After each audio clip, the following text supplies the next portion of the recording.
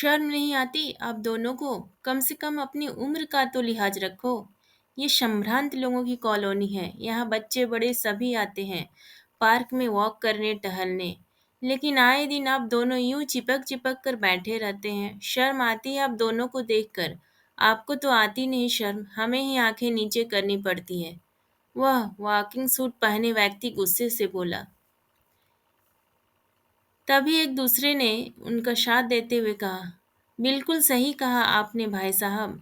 अब ये हरकतें बच्चे करे तो समझ आता है, वो नासमझ है। मगर ये दोनों तो बूढ़े हैं। मैं भी पिछले कुछ दिनों से बराबर देख रहा हूँ इन्हें। शर्म नहीं आती आप दोनों यूं चिपक चिपक कर चलते हो, बेंच पर सट सट कर बैठते हैं। एक दिन का तो हो तो चलता है, रोज का ड्रामा लगा रखा है दोनों छिछोरों ने। पार्क में इकट्ठी भीड़ ने दो बुजुर्गों को घेर रखा था और कुछ ऐसी ही बातें करते हुए उन दोनों बुजुर्गों पर गुस्सा हो रहे थे। तभी उन बुजुर्ग ने चुप्पी तोड़ते हुए कहा, बेटा हम कोई छिछोरे नहीं हैं, मजबूरी है हमारी। मैं आपकी ही कॉलोनी का हूँ, मेरी पत्नी गुजर चुकी है। बच्चे विदेश में अपने सेटल हैं, उन्हें अपने बाप की कोई चिंता नहीं। छोड़ आए अकेला बीमारी में, मेरे बनाए उस घर में जिसे मैं मंदिर कहता था। मुझे लगता था वो मेरे बुढ़ापे का सहारा बनेंगे, मगर मतलब निकलते ही मुझे अकेले मरने के लिए छोड़ गए।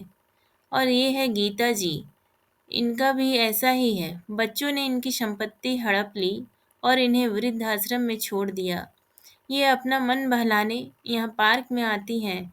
यहाँ हमारी मुलाकात हुई, एक दूसरे का गम बांटते दोस्ती है। बेटा इन्हें कम सुनाई देता है, वही मुझे कम दिखाई देता है। हम दोनों 70 पार हैं। आज हम दोनों एक दूसरे का सहारा है। कुछ गम बांट लेते हैं पास बैठकर। इस उम्र में शारीरिक जरूरतें नहीं बल्कि एक दूसरे से बातचीत कर कहने सुनने वाला साथी होना चाहिए। हम दोनों ने शादी करने का फैसला किया है। जल्द ही आश्रम में हमारी शादी होने वाली है। आप भी आना अपने बुजुर्गों को शुभकामनाएं देने। यह कहकर वह दोनों बुजुर्ग एक दूसरे का हाथ थामे चलने लगे।